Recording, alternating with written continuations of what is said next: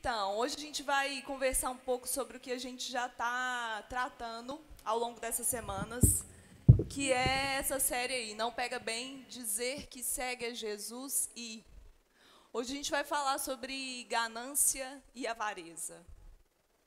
É um tema assim um pouco áspero, né, da gente falar, porque eu falar sobre como você vai lidar com o seu dinheiro, mas na verdade não sou eu que vou falar, é Jesus que vai ensinar a gente um pouquinho hoje.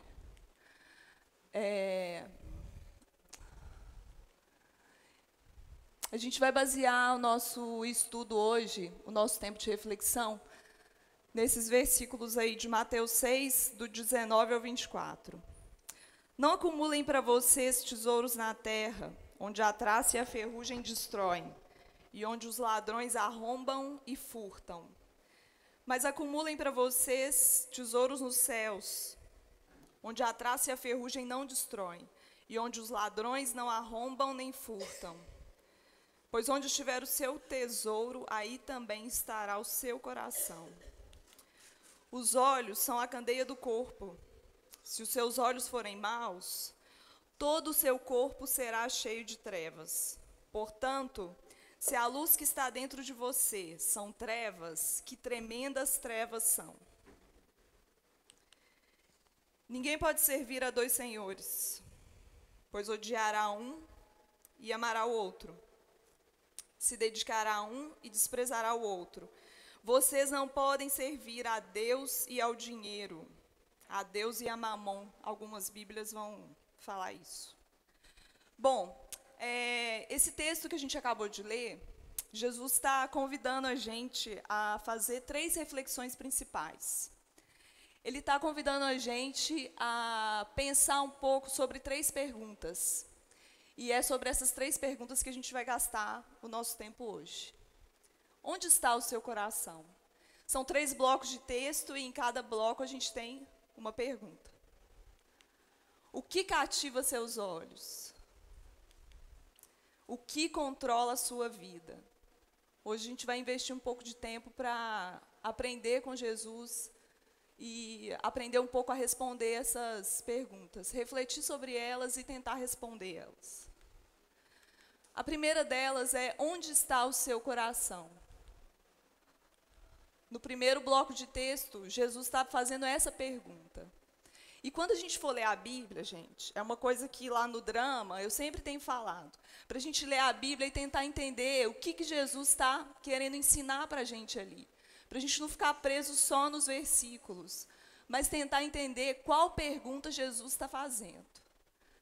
Nesse primeiro bloco de texto, Jesus está perguntando para a gente: onde está o seu coração? Ele está querendo saber como que a gente está lidando com a nossa energia. Onde a gente está colocando a nossa energia? Onde a gente está colocando os nossos tesouros? Quais são os nossos tesouros? Você pode responder essa pergunta de várias maneiras. Uma delas é assim: eu procurei um especialista em investimento e eu estou juntando dinheiro, estou comprando imóveis, estou investindo um pouco na poupança, CDB, sei lá, nesses fundos de investimento, porque lá na frente eu quero ter uma vida tranquila. Com essa resposta, a gente só confirma a nossa vontade de ter o controle das coisas. A gente teima em querer ter o controle da nossa vida. Mas quem disse que a gente vai chegar lá?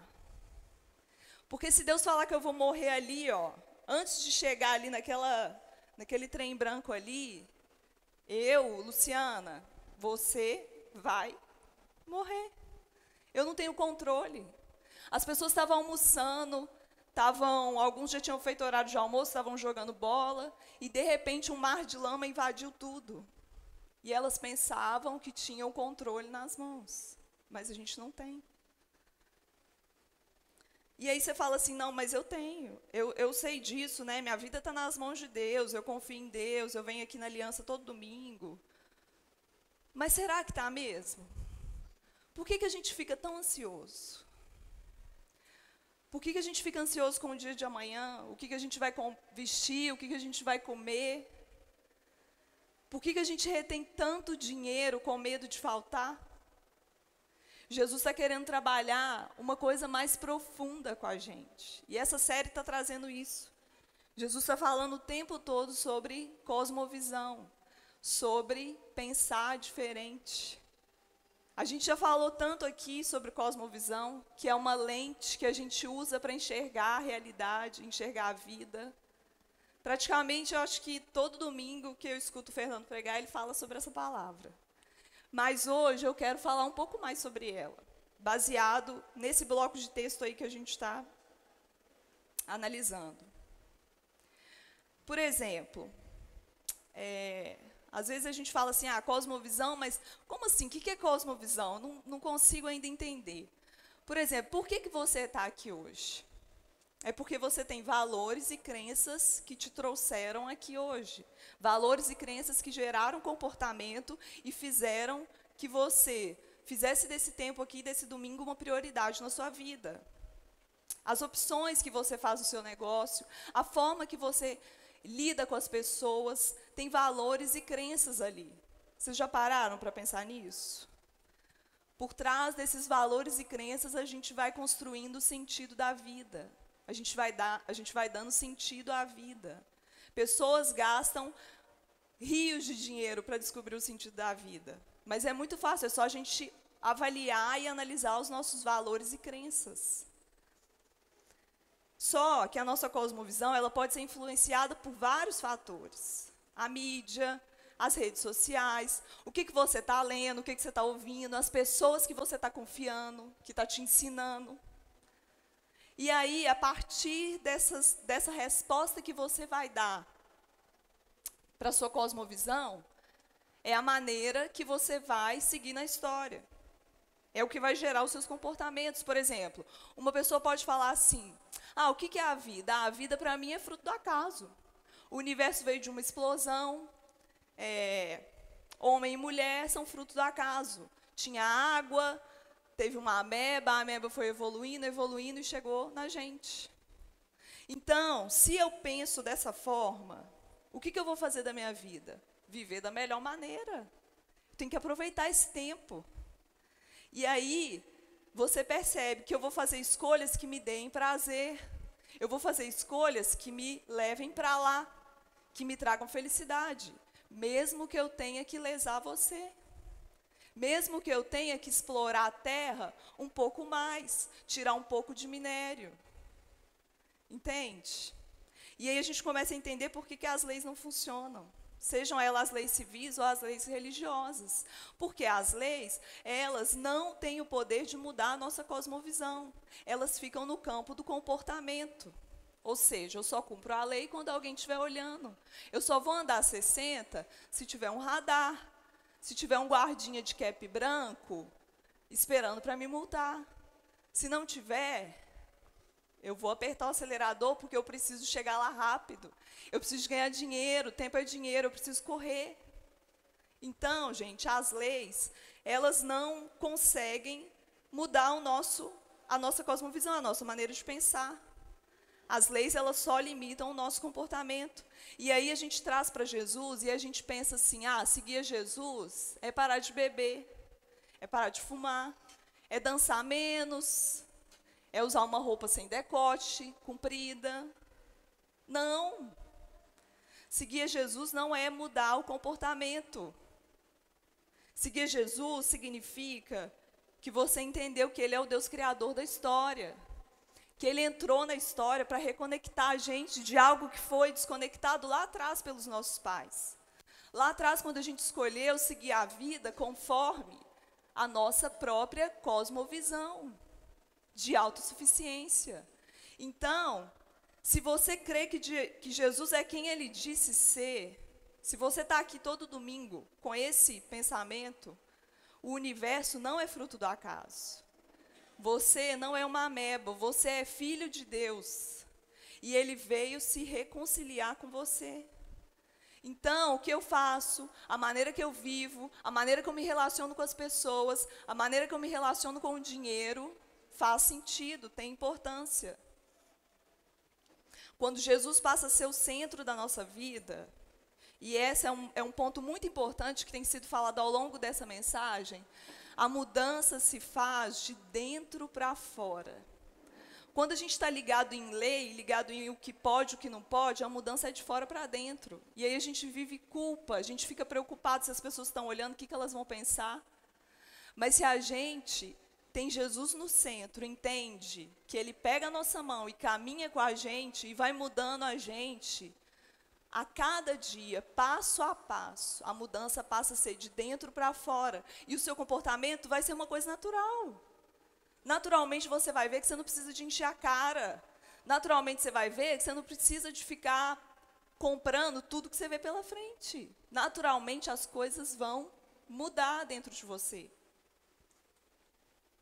E aí, você pode falar assim, tá, mas eu ainda não estou entendendo muito bem esse lance aí de viver na cosmovisão do universo ser fruto do acaso e do universo ter sido criado por Deus. Aí tem uma imagem, né, porque a gente hoje é muito ligado em imagem, as imagens falam mais que as palavras. Bom, se você é aquela primeira pessoa que fala que o universo é fruto do acaso, a vida é mais ou menos isso aí. E se você for uma pessoa do couro grosso, como diria minha avó, que dá conta da parada, você vai viver pelo menos de 80 a 90 anos. A vida é aquilo ali. Agora, se você entende que Jesus entrou na história para resgatar a gente, e que o reino dele, que ainda não veio, mas já chegou e começa aqui, a vida da gente é isso aí, ó. De eternidade a eternidade, e a nossa vida é esse pedacinho ali, ó, o que a gente tem aqui. Tem muito mais para a gente viver. Fernando pregou uma vez e usou a corda, e foi muito legal que ele deu um nozinho na corda. Quem estava aqui, lembra, ele exemplificou isso aí muito bem. Se você responde, se você tem uma compreensão, né, de quem é Jesus, o que ele fez, a sua vida vai começar e terminar com a eternidade. Você vai começar a compreender: onde estiver o seu tesouro, aí também estará o seu coração. Vamos parar um pouco para pensar nessa imagem aqui. Se o seu tesouro é enriquecer, tornar o seu nome conhecido, juntar bastante dinheiro, investir toda a sua energia nisso, a história é curta demais para isso. Você está investindo todo o seu tempo numa corrida que não tem fim. E por que a gente investe tanta energia em algo que o ladrão pode roubar e a ferrugem pode comer?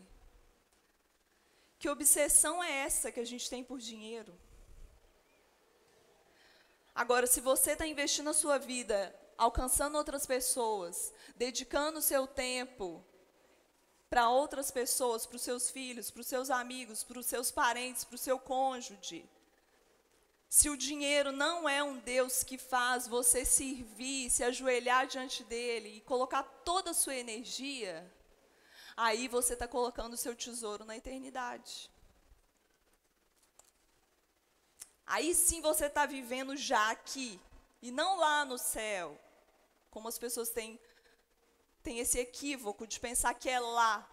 Não é lá, é aqui. Aqui a gente já pode viver a realidade do reino. Onde está o seu coração? Vamos para a segunda pergunta? O que cativa seus olhos? Onde a gente está colando os nossos olhos? A cultura popular diz que os olhos são a janela da alma. Os seus olhos, ele tem o poder de alimentar a sua alma. Os seus olhos refletem dentro de você o que você está vendo aqui dentro, aqui do lado de fora. Dos olhos a gente já viu que vem a maledicência, vem a cobiça e a inveja. E é uma coisa muito sutil, gente. É muito sutil. Quando a gente vê, a gente já caiu nesse ciclo. Sabe como que é? Tipo assim, você trocou seu carro, tá todo feliz com seu carro, lavou, tal. Aí vai para um shopping, para o carro no estacionamento e de repente, do lado do seu carro, para aquele carro mesmo aí que vocês estão pensando, aquele. Seu olho cola naquele carro e você começa a desejar, a querer estar lá dentro, a dirigir, a sentir aquele cheiro. Toda a gratidão que você tinha pelo seu carro foi embora. Mesma coisa se for a sua casa, por exemplo. Você está reformando sua casa ou está construindo ela do jeitinho que você sempre sonhou. Compra um quadro, coloca, depois compra um aparador, vai comprando as coisas aos poucos. Aí você visita a casa de alguém, que é maravilhosa. Na hora que você entra lá dentro, todo aquele bem-estar, aquela sensação de gratidão a Deus pelo que você tinha, vai embora. É uma coisa muito sutil. São pensamentos de segundos, mas que vão alimentando a nossa alma. Mas por que será que a gente age assim? Talvez a gente devesse colocar mais os nossos olhos onde Deus ensina a gente a colocar. A colocar os olhos na vida, na família, nos nossos filhos. Colocar os olhos no que a gente tem. E não deixar que a nossa alma seja consumida pelo que a gente não tem. Isso é escravizante. Tudo começa com onde a gente coloca o nosso olho. A gente viu alguns domingos atrás que dos olhos vem o adultério.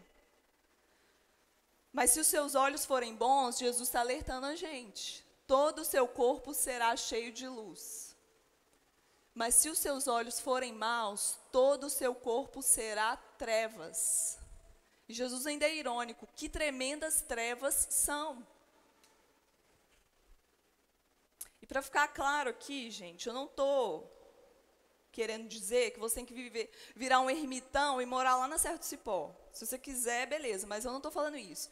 Eu estou falando que você precisa de perceber, eu estou te dando um alerta, você precisa de perceber aonde você está colando seus olhos. Se você está colando seus olhos no que Deus ensina a gente a colar, ou se você está fixado nessa realidade de consumo desenfreado. Se é isso que tem gerado a sua vida, eu sinto te informar, mas você está sendo escravo do consumo. O que tem cativado seus olhos? Falando em escravo, a gente vai para a terceira pergunta. O que controla a sua vida? Talvez esse seja o ponto mais importante da mensagem. Jesus está deixando claro para a gente que não dá para servir a dois senhores. É impossível. E ao longo da história toda, quem já fez o drama sabe que o maior problema nosso é que a gente sempre está colocando alguma coisa no lugar de Jesus. Sempre tem alguém querendo ocupar o lugar de Jesus. E Jesus está alertando a gente, não, vocês não podem servir a Deus e ao dinheiro. E sabe por que dinheiro está com o D maiúsculo ali? Porque, na verdade, no texto original, vocês não podem servir a Deus e a Mamon. Mamon é uma divindade, é um ídolo menor. E Jesus está explicando para a gente que Mamon tem poder. Algumas pessoas falam assim, o dinheiro é dinheiro. Dinheiro é neutro.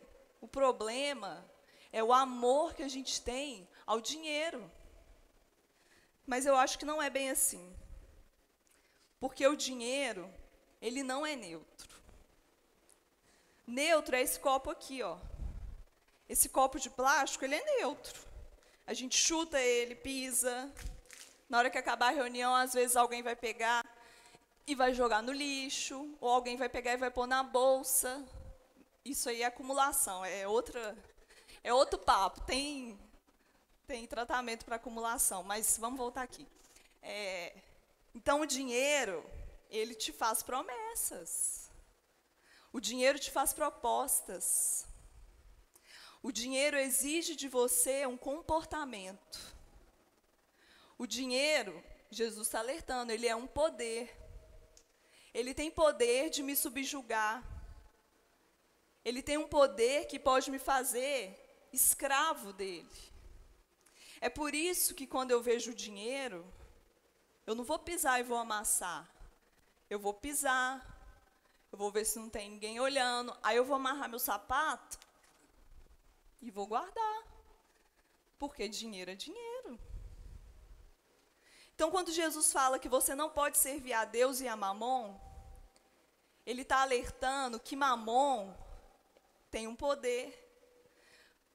Mamon é um ídolo que tem um reino, que tem uma lógica, que tem uma maneira de conduzir a vida da gente. Mas onde que está o poder do dinheiro? O poder do dinheiro está que ele me dá acesso de ter as coisas.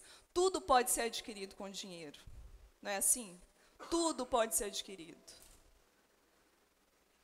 O dinheiro, ele cria um padrão de compra e venda. E na Bíblia, a gente tem várias histórias que a gente poderia elucidar aqui, porque o dinheiro ele compra até pessoas. José foi vendido pelos irmãos. Imagina, um irmão transformado em mercadoria. Mais à frente, se a gente caminha, a gente vê Jesus sendo vendido por 30 moedas de prata ou de ouro. Consulta as universidades. Jesus foi vendido também. Mas quando chega em Jesus, chega em Deus.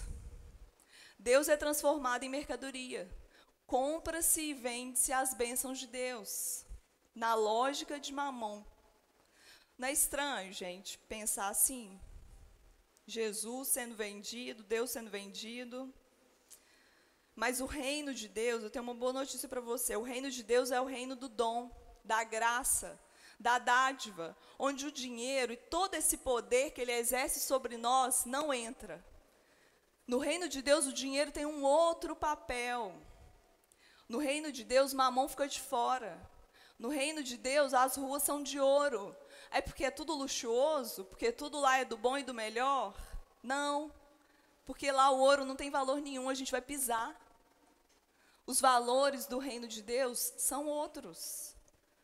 O reino de Deus é gratuidade, é doação, é generosidade. É quanto mais a gente recebe, mais a gente doa, menos a gente retém. E aí a gente entende que Jesus, ele está sempre querendo ir além. Está trabalhando de forma profunda em nós. Trabalhando de dentro para fora. As coisas mais importantes da vida não são coisas. E elas não estão submetidas à lógica da compra e venda. Não dá para colocar preço. Dá para colocar preço naquelas pessoas que morreram? Quantos quilos, toneladas de minério vale aquelas pessoas lá? Não dá para colocar preço. Dá para colocar preço na beleza da lagoa aqui, de Lagoa Santa, que estava vermelha outros dias e agora já está verde de novo? Dá para colocar preço? Não dá. Dá para colocar preço na alegria do seu filho? Aquela alegria genuína? Não dá. As coisas mais importantes da vida não são coisas. E não tem como precificar. Aí você fala assim, então agora eu entendi. Não, agora eu peguei aí o que você está querendo falar. Mas será que entendeu mesmo? Vou roubar um exemplo de um cara que eu sigo ele, que eu gosto muito, que é o Ed Renekiewicz. Ele deu esse exemplo em uma das pregações dele. Você pegou um táxi, a corrida deu R$25. A corrida deu R$22. Mas você só tem 25. E aí você entrega o dinheiro para o taxista e ele fala assim, eu não tenho troco. Você me desculpa, mas é porque essa é a primeira corrida que eu estou fazendo, então eu não tenho troco. E aí o que você faz? Você dá 20 e deixa que ele vá embora com prejuízo? Porque afinal de contas, né?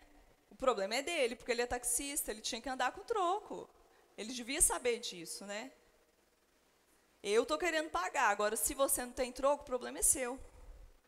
Ou você é o tipo de pessoa que dá 25, se despede do taxista e fala para ele assim, Deus te abençoe, bom trabalho. Você é o tipo que fica com o prejuízo e despede as pessoas com o benefício? Ou você é o tipo de pessoa que luta pelo seu direito e não admite prejuízo de forma nenhuma? Quando você deixa o cara aí com os R$ 3, você está semeando generosidade no mundo. Você está semeando generosidade ali dentro daquele carro, no coração daquele cara. O que ele vai fazer com isso, não sei. Mas você está semeando generosidade. Ah, Lu, mas a gente está falando de R$ 3. R$ 3? Beleza. Então agora leva isso para a realidade da sua casa. Para as lutas que você tem com a sua família, com a sua mãe, com seu pai, com seus irmãos, com seus cunhados, com seus sócios. Leva isso para a forma que você lida com o mundo das coisas e do dinheiro. Deu para entender, gente, um pouco? Como que é a mentalidade do reino e a mentalidade de Mamon? Mentalidade de Mamon, toma lá, dá cá. Toma, me dá, esse é seu, esse é meu e pronto. O justo é o justo. Mentalidade do reino é diferente. O reino de Deus é isso. É um Deus que ficou com prejuízo e nos deu o benefício. E se a gente quer seguir esse rei, se a gente quer seguir Jesus, se a gente quer ser discípulo de Jesus, é o quê? É viver de vitória em vitória? É ter o cálice transbordando? É ter um amuleto para ficar rico? Eu vou na igreja, Jesus vai proteger minhas finanças, vai fazer que eu venda muito, eu vou ter muito dinheiro? Não. Ser discípulo de Jesus é exatamente isso, é ficar com prejuízo e distribuir benefício. É quem tem demais não tem sobrando, quem tem de menos não tem faltando. Porque a lógica de Mamon é essa, é compra e vende. Mas a lógica do reino é partilha, é comunhão, é mesa farta para todo mundo. E aí, às vezes, eu escuto algumas pessoas falar assim, mas se Deus fosse justo, não tinha ninguém sofrendo. Mas se Deus fosse justo, aquela barragem lá não tinha rompido, o povo não tinha morrido. Mas deixa eu te falar, Deus não tem nada a ver com isso. Somos nós que temos a ver com isso. Se o pessoal lá morreu, é porque a gente quer explorar a terra e quer explorar um pouco mais. É porque a gente tem a geladeira entupida de coisa e quando vai olhar tem um tanto de trem vencido e tem que jogar fora. É porque a gente tem 88 blusas de frio, 35 pares de sapato e o povo está morrendo de frio no inverno. O mendigo morreu aqui. E quando eu vi o post que o cara tinha morrido, o primeiro sentimento que eu tive foi de vergonha. Porque eu tenho tanta mantinha lá em casa e eu não pude levar uma manta para o cara. E o cara morreu de frio. Nós temos tudo a ver com isso. Nós estamos morrendo de trabalhar, correndo igual louco, para juntar mais, para entesourar a nós mesmos. Nós estamos vivendo com a mentalidade de Mamon dentro do reino de Deus. As coisas precisam mudar. Nós temos esse fetiche social que o Instagram impõe para a gente, de que a gente precisa chegar lá. Aí tem um tanto de coach falando, você tem que chegar lá, você tem que chegar lá. E você chega lá, aí tem o outro lá. Aí você chega lá, aí tem o outro lá. Não, agora você precisa chegar lá. E o lá não tem fim, porque essa é a lógica de Mamon. E a vida passou e você está querendo chegar lá. E os relacionamentos estão fragmentados. Mas você quer chegar lá. E hoje você compra um celular, daqui 4 meses, 6 meses, ele não serve, porque já tem outro. Aí você compra o outro e já não serve, porque tem outro. Aí você compra um sapato e a Luísa Barcelos vai lá e lança uma outra coleção. Dali 2 meses, aí você quer aquele. E tudo que você tem não vale mais nada. E essa é a lógica de Mamon. E a gente vai só acumulando. Só acumulando. E a Sara está morrendo de divulgar o bazar e as coisas não chegam. Porque a gente só está acumulando para nós. Então chega, gente. Chega de correr nessa corrida que nunca vai ter fim. Nunca vai ter fim isso. Isso é um engano de Mamon. E a gente está se rendendo a ele, ao invés de adorar a Deus, a gente está servindo ao dinheiro. Descansa no reino da graça. Descansa no reino de Deus. O reino que não faz conta. O reino que é abundante, que é generoso. Descansa nessa mentalidade. Sabe, se você ainda acha que está preso nesse fetiche, que você ore a Deus e peça a Ele para te mostrar.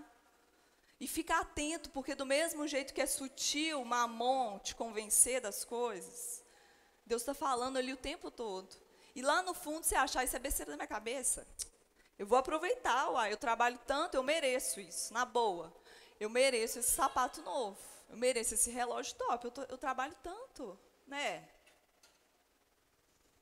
Vamos descansar no reino de Deus, esse é o convite que eu faço hoje para vocês.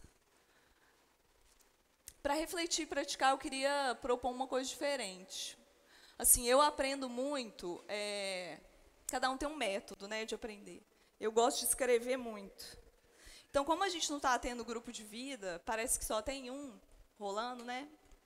Divide esse refletir em praticar na sua semana.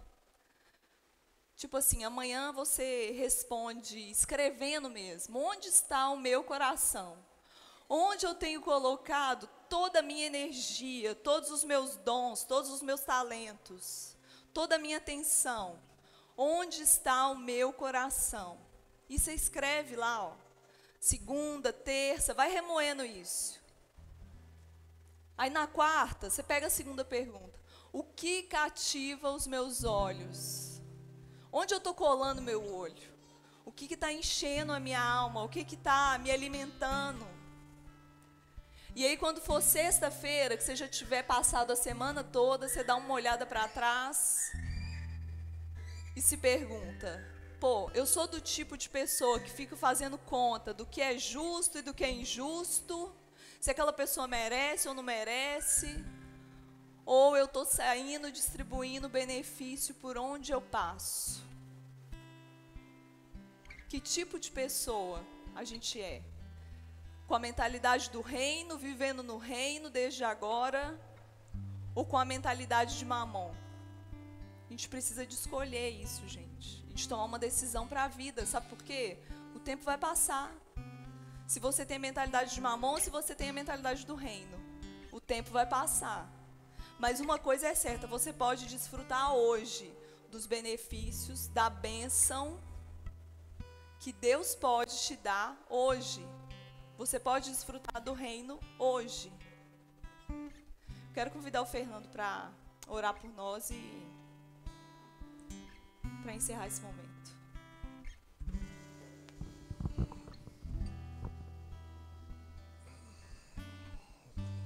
Senhor, muito obrigado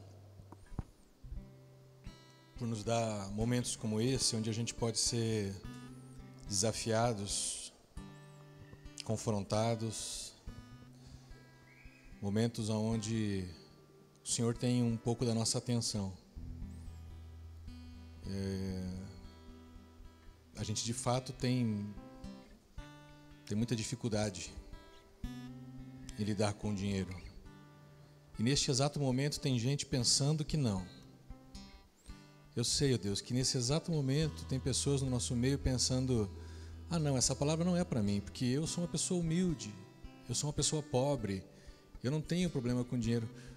Mas, ó Deus, nós sabemos que o problema não é a quantia de dinheiro que nós temos, mas é o quanto nós nos deixamos seduzir pelo que Ele nos promete. E eu te peço, não deixa essa igreja, não deixa nós que estamos aqui nessa manhã sermos reféns do dinheiro ou de Mamon, porque nós queremos ser, na verdade, reféns do Senhor. Nós queremos ser teus filhos, estarmos ligados e presos a Ti, livres para fazer o que o Senhor nos manda, e não presos para sermos mesquinhos. Ó Deus amado, nessa manhã, quebranta o coração de cada um que ouviu essa mensagem, Senhor. E já que o Senhor tem falado a nós sobre dinheiro, que essa comunidade deixe de ser uma comunidade medrosa no contribuir, em ser generoso. Quebranta o coração de cada pessoa aqui, das lideranças da nossa igreja, para que a gente tenha o dinheiro como um instrumento do Senhor e não como o nosso Senhor. Mas também, ó Deus, nos livra dessa tentação do consumo, nos livra de sermos enganados, achando que obter as coisas nos traz sentido para a vida. Corrige nessa manhã nossa cosmovisão, nossa visão de mundo, Senhor. E quebranta a gente, para que nessa manhã a gente tome algumas decisões de descansarmos na graça do Teu reino, decisões de sermos generosos, decisões, ó Deus, de abrirmos mão da ganância e nos rendermos à humildade, à simplicidade, usando o recurso que o Senhor tem nos dado, para que outros não fiquem sem. Que o excesso que tem chegado a nós possa suprir a necessidade daqueles que ainda não têm. E que isso comece aqui dentro, Senhor, suprindo as necessidades dos que não têm aqui dentro. De fato, ó Deus, eu peço a Ti, faz nesse ano de 2019, nessa igreja, uma igreja mais generosa. Não uma igreja como tem sido, aonde poucos sustentam muitos, mas uma igreja, ó Deus, comprometida em muitos, sustentar muitos. Muito obrigado pelo Teu desafio, pela vida da Lu. Continua ao longo da semana nos levando a essa reflexão. Queremos Te conhecer cada dia mais e Te amar. Nos ensina. Em nome de Jesus. Amém.